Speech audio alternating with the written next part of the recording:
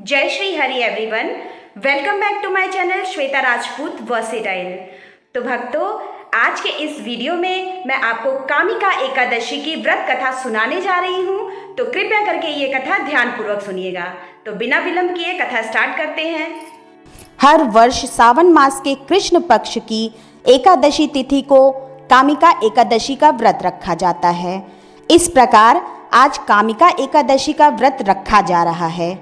इस दिन साधक जगत के पालनहार भगवान विष्णु के निमित्त व्रत रख विधि विधान से लक्ष्मी नारायण की पूजा अर्चना करते हैं। धार्मिक मान्यता है कि कामिका एकादशी का व्रत करने से व्यक्ति द्वारा अनजाने में किए हुए सारे पाप कट जाते हैं। साथ ही पृथ्वी दान और गौदान समतुल्य फल की प्राप्ति होती है।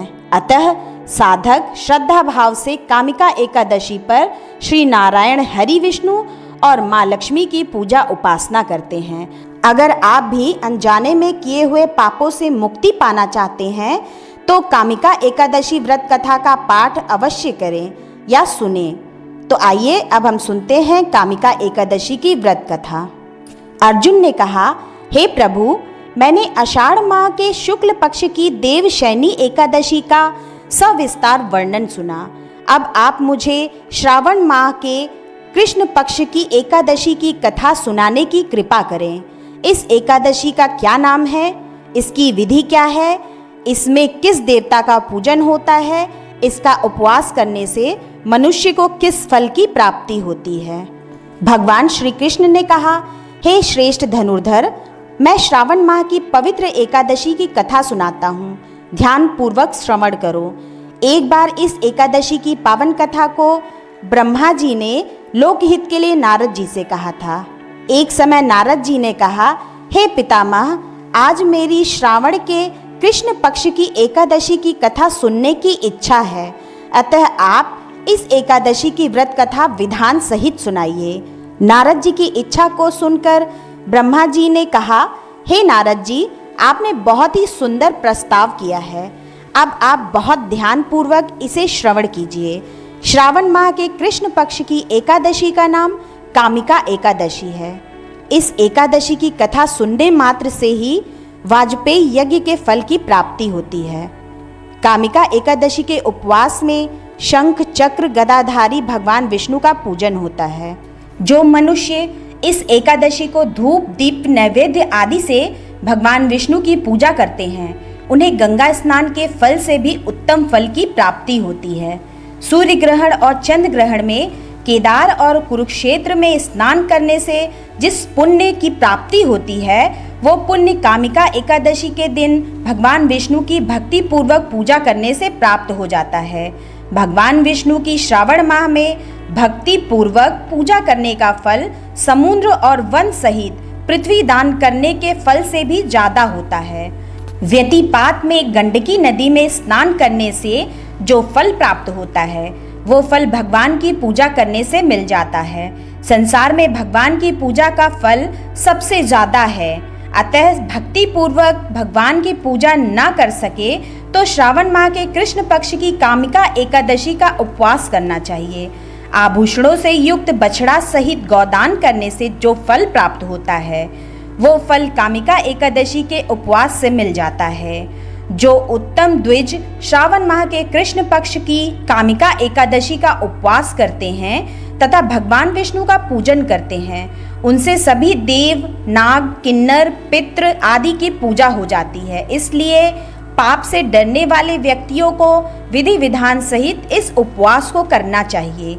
संसार सागर तथा पापों में फंसे हुए मनुष्य को इनसे मुक्ति के लिए कामिका एकादशी का व्रत करना चाहिए।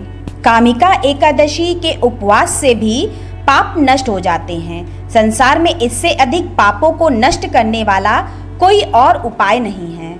हे नारद जी, स्वयं भगवान ने अपने मुख से कहा है कि मनुष्यों को आध्यात्म विद्या से जो फल प्राप्त होता है, उससे अधिक फल कामिका एकादशी का व्रत करने से मिल जाता है। इस उपवास के करने से मनुष्य को न यमराज के दर्शन होते हैं और ना ही नरक के कष्ट भोगने पड़ते हैं। वो स्वर्ग का अधिकारी बन जाता है।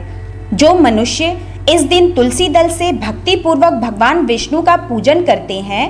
वे इस संसार सागर में रहते हुए भी इस प्रकार अलग रहते हैं जिस प्रकार कमल पुष्प जल में रहता हुआ भी जल से अलग रहता है।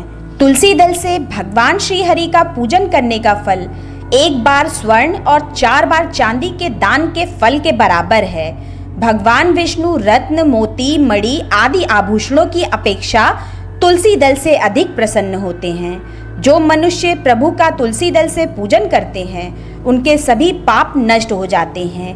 हे नारद जी, मैं भगवान की अति प्रिय श्री तुलसी जी को प्रणाम करता हूँ। तुलसी जी के दर्शन मात्र से मनुष्य के सभी पाप नष्ट हो जाते हैं और शरीर के स्पर्श मात्र से मनुष्य पवित्र हो जाता है। तुलसी जी को जल से स्नान कराने से मनुष्य की सभी यम यातनाएं नष्ट हो जाती हैं। जो मनुष्य तुलसी जी को भक्ति पूर्वक भगवान के श्री चरण कमलों में अर्पित करता है उसे मुक्ति मिलती है।